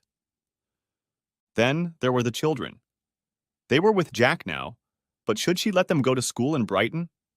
Of course she wanted them with her. She hated to be alone. She hated to have them away from her. And mother must always be better. But she knew that they preferred to be with Jack, and that his unwavering, reliable common sense was what they needed. On her own, she struggled to keep up with the heavy schedule of getting them ready for school, preparing meals, and putting them to bed. It was stressful and caused unnecessary conflict and frustration, especially in the evenings when they were all tired. They blamed her for chasing Jack away and were too young to explain the true state of affairs to them. The respite only came when they were with Jack. Jack was right. She couldn't put her needs before theirs. She denied it to herself, but when she said it out loud, she realized they'd be better off with Jack. Everyone thought badly of her, but she decided to be brave and do the right thing. Go to Brighton and inspect the schools. The next problem was work. She hated her new job and was sure everyone had guessed that she had been sidelined. Colleagues who had previously behaved defiantly were now boldly demonstrating that she had lost her power and blatantly ignored her demands. She blushed every time she met someone she thought knew about her demotion and imagined everyone gossiping about her position behind her back. The loss of power led to a loss of self-confidence. The only way out was to find a new job and start again, but she was paid well for what she did and needed every pound she could earn. It was only pride that kept her going to work every day. Then there was Jack. She reluctantly accepted the fact that he wasn't coming back. If it hadn't been for Hazel, she thought, she might have had a chance to win him over to her side since she'd lost Damien. But she knew Jack. Hazel had trapped him, and there was no way he could break free. Someday, but not soon, she would mourn her lost marriage. She couldn't do that now, because it hurt too much to admit her part in its destruction. Nevertheless, she could fight for a modicum of Jack's friendship and even regain his respect in time. She must try for the good of the children and because it mattered to her. And finally, she had to examine herself, a failure from any point of the compass.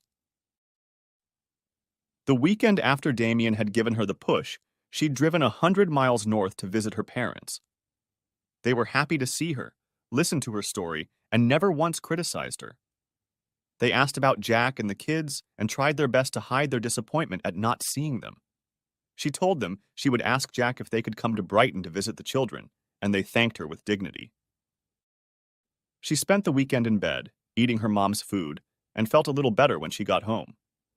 But still, the weight of her parents' disappointment came over her, and she knew they were hiding their true feelings to protect and support her. That's what good parents do. Despite everything, she continued to believe that she had done the right thing. Her mistake wasn't having an affair, it was failing to keep it a secret, and when it was discovered, she didn't have the sense to convince Jack that he should let it go. Her love for Damien was genuine, despite his cruel rejection, and it would have been cowardly to go against nature and overreach. She'd taken the risk and been left on the losing end. But that didn't make it wrong. She wasn't going to let anyone say she got what she deserved. She took a week's vacation and called Jack to say she wanted to be with the kids and see the schools. He was kind, asking how she was doing and if her money situation had improved. He suggested she stay in his apartment with the kids and he would sleep with Hazel. She gratefully agreed, knowing that she should be thanking Hazel for his mercy.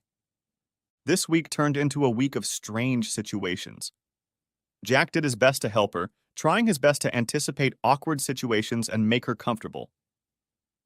At first, she thought he was doing it to get her to agree to the divorce he was now talking about or for the sake of the children. But then she realized he was doing it for Hazel. He was determined to show his lover that he could be civilized and charitable and help a woman in distress. In the evenings, Jack would come to dinner because the children demanded that the parents be together. They would sit down at the table and Ben and Amy would make them say nice things to each other. And they did. Jack no longer flinched when she approached him, and they kissed on the cheeks when they met.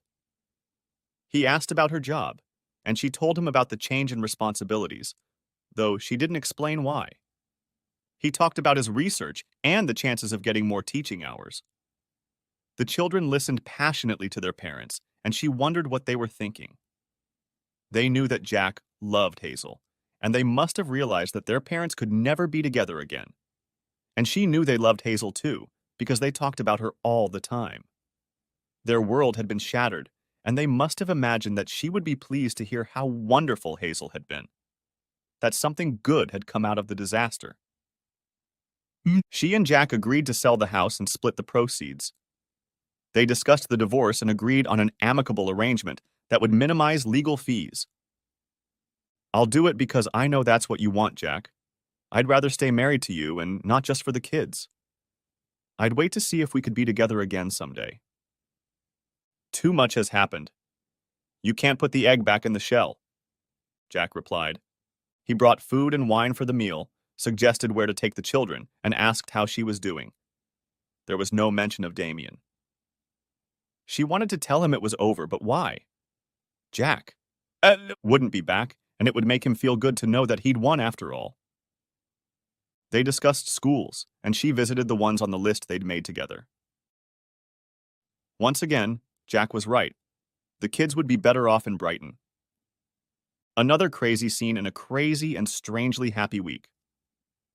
She invited Hazel to come to the evening meal, and Jack played with the children while she and Hazel helped each other in the kitchen, kneading potatoes, making gravy, and cooking. She noticed that Jack was watching with mild bewilderment, but everyone was happy. Hazel seemed to have no anger or jealousy. Jack now allowed Caroline to kiss him and even hugged and squeezed her hand from time to time. He grinned awkwardly, and Hazel smiled, confident of his love. Sitting at the table with a glass of wine and laughing at her children's stories, she marveled at the irony of her situation. When she had been in love with Damien, she had expected Jack to accept her lover. Now the situation was reversed. Her lover was gone, and she was the one who had to smile and snicker as her husband kissed his mistress. Despite all this, she enjoyed the dinner and invited Hazel over again. Of course, she went to bed alone, and then she couldn't escape the nightmare of jealousy and resentment. Her family had been taken away from her, and she was left with nothing. Others were happy, but she was not. The house was put up for sale and sold almost immediately. She gave away most of the contents because Jack didn't want anything, and what was left, she had nowhere to keep. Her plan was to rent an apartment, but at one point she quit her job and went to live with her parents. They welcomed her warmly, gave her back her children's bedroom, and freed up another room for the kids when they arrived. Her father even gave her pocket money and paid for gas so she could pick up the kids. She was back where she had been 15 years ago, a high school graduate waiting to go to university, living with her parents in resentment, lonely, poor, and not knowing what she wanted out of life. Out of nothing to do, she tried to get in touch with a few people she knew from school who had stayed on to live in the neighborhood. They now had big houses, intimidating corporate husbands, and hordes of rowdy kids. Only once did she have the indiscretion to talk about the circumstances of the breakup of her marriage, but was met with such incomprehension that she never brought it up again. Eventually, she found work as an assistant secretary in an accounting office. It was tedious and underpaid work, but it saved her the humiliation of taking pocket money from her father. Now the children stayed with Jack during the semester, and she would visit them or pick them up at weekends. At half-term, she would bring them home to her parents and do her best to create a comfortable home for them, always feeling that they would rather be on the south coast with the beach over the road and Jack and Hazel to create a fun home. One day, Amy announced that she was a vegetarian and refused to eat the food her grandmother had made. This caused everyone confusion until the next day, when Amy made it clear that she thought chicken and cheese were acceptable. Caroline was still living with her parents when the children moved on to the new school year and Christmas had already passed. She had fallen into a depressive state where loneliness, boredom, poverty, lack of stimulation from work, and fatigue from long trips to pick up the kids combined to render her incapable of positive action. She knew that the real problem was that she was hiding from her future. She had failed in her life and lacked the self-confidence to make things right. Her parents treated her like she was having a breakdown and didn't know what to say to her for fear of making things worse.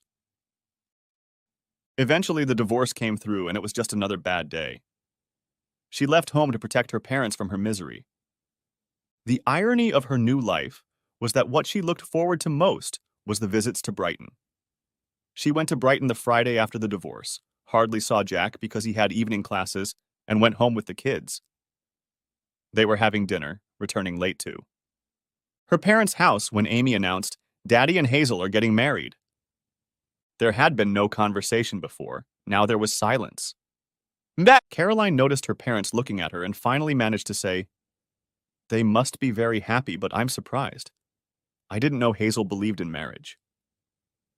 "That's because she's having a baby," Ben explained. "How do you know that?" asked Caroline. "I listened to Hazel and Daddy's conversation. I hope it means the baby will be my real brother and not just a half-brother."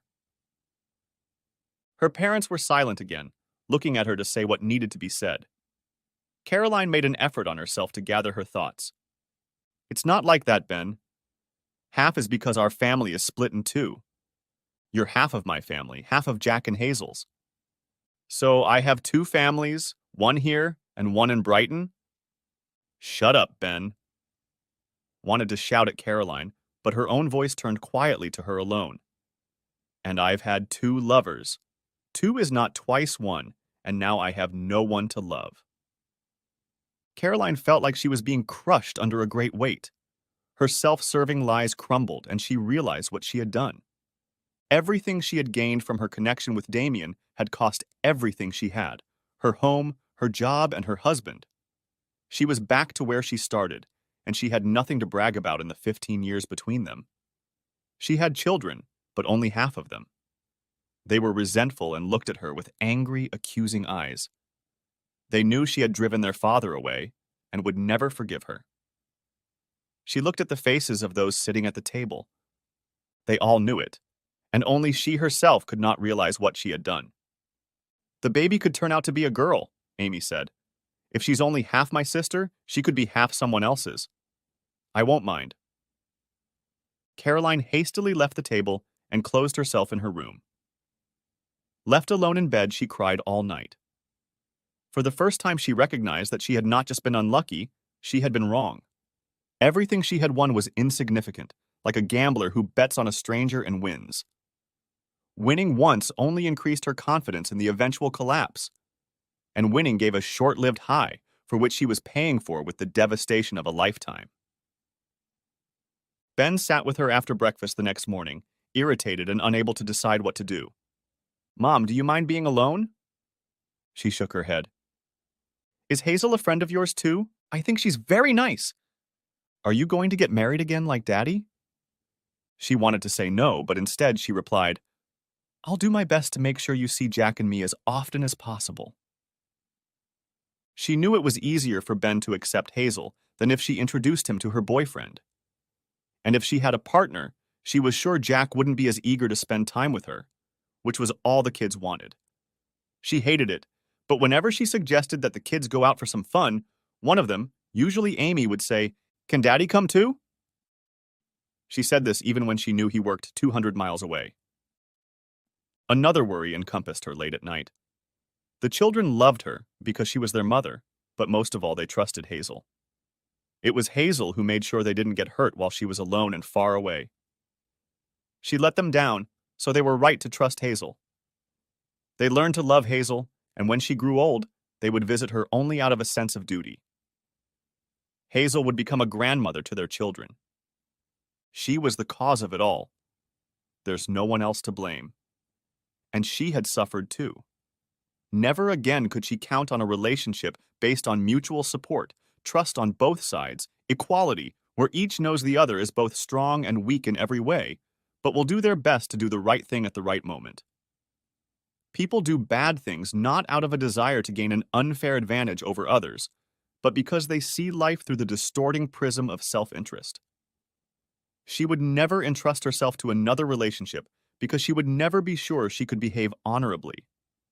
Caroline wasn't going to go to the wedding, but she told Jack that she would take care of the kids while she and Hazel were on their honeymoon.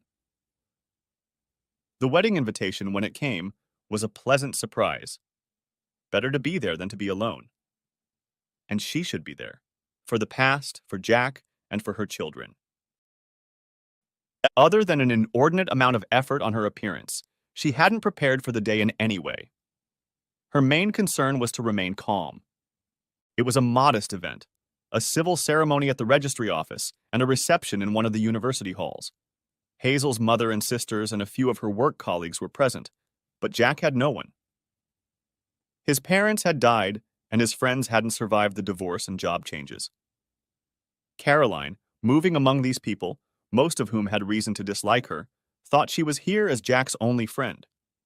It made her feel a little less like the ghost of Christmas past. She'd seen Jack kissing his new bride, which was fine because it was expected, but there had been an uncomfortable moment on the steps outside the registry office when they were taking pictures. At first, it had seemed a travesty of photograph that to the smallest detail imitated and ridiculed the picture of her own wedding with Jack, which had hung on their mantelpiece for 10 years. The same picture. Figures on the steps, the bride in the center and radiant, the groom smug with happiness, handsome, thin, and unchanged. Common sense told her that there was nothing like it in the picture, that all wedding pictures were the same and depicted a caricature. of simple bliss. Determined to hide her upset, she brushed away her tears. The photographer asked the bridesmaids and guests to join the bride and groom, presenting another vision from a nightmare. Everything was familiar and yet different her family, but not hers.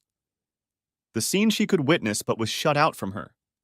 Her son, unrecognizable in his first suit and slicked back hair, and her daughter with ribbons and flowers in her hair, in a folk dress with ruffles and suspenders, a tight bodice, and a long, full skirt. Angry at her weakness, she began to cry, tears dripping from her chin. When Mimi asked if she was okay, she lied and said her tears were caused by happiness for the children and for Jack. She had to stay until the end and couldn't drink because she was driving. When she wasn't tending to the children, she was mostly alone or sitting with Hazel's mother. They chatted easily, telling each other how wonderful Jack was and what a great couple he and Hazel were. She wasn't sure Hazel's mother really understood who she was. Besides admiring Jack, what they had in common was that they were alone in their sadness.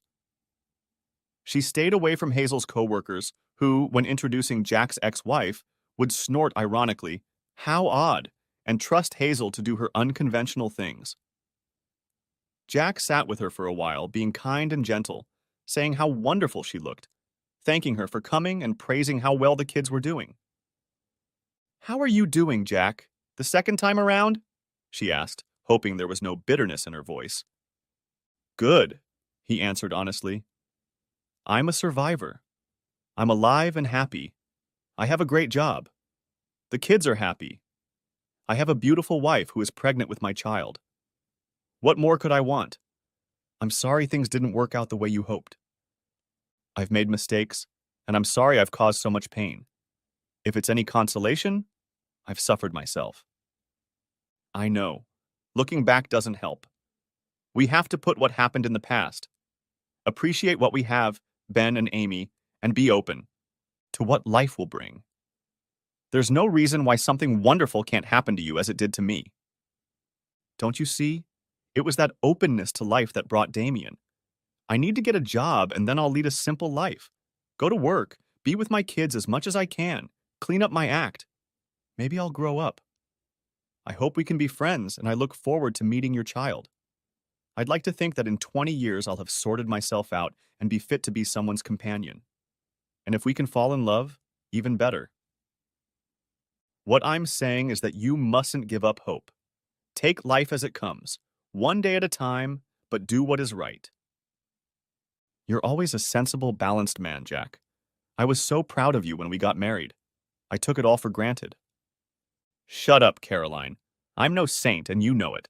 Forget about the past and let's stay friends. He was happy. Happy people are impossible to deal with. They just don't see the difficulties. In the final act of A Curious Day, the children were in bed at Hazel's house, and Caroline was sitting in front of the television watching her favorite soap opera. Hazel had gotten the idea that Caroline should stay in the house with the children while they went away on their honeymoon. It would save money and be good for the children. Jack no longer had an apartment on campus, and it took a load off Carlene's parents, who loved their grandchildren, but were tired of their depressed and angry daughter constantly staying with the kids on weekends. Caroline needed time to relax before trying to sleep. She didn't see Hazel as a rival or a conqueror, but she still felt defeated being in the house, especially since the kids rubbed it in that she was a guest, acting like she was at home. They showed her where things lay, how to turn on the heat, and how the coffee maker worked the modern bean-to-cup system, as if she couldn't guess. And though she hated herself for it, she wandered around the house looking for clues about Jack's new life and how it was different from the one they'd had before. Could it be that he'd really preferred sourdough to white bread the whole time they'd been living together and she hadn't known it? Or did he love Hazel so much that he was pretending for her sake? And the slippers at the front door? Was it really Jack? The next day, she threw herself into entertaining the children, and they all had a lot of fun. They went to the seafront, tried the rides, and went back to the crazy golf so Ben could show her how good he'd gotten. He and Amy didn't stand a chance. Her children were happy and excited to be with her. Their lives would be perfect if only she could somehow stay with them forever in their new home.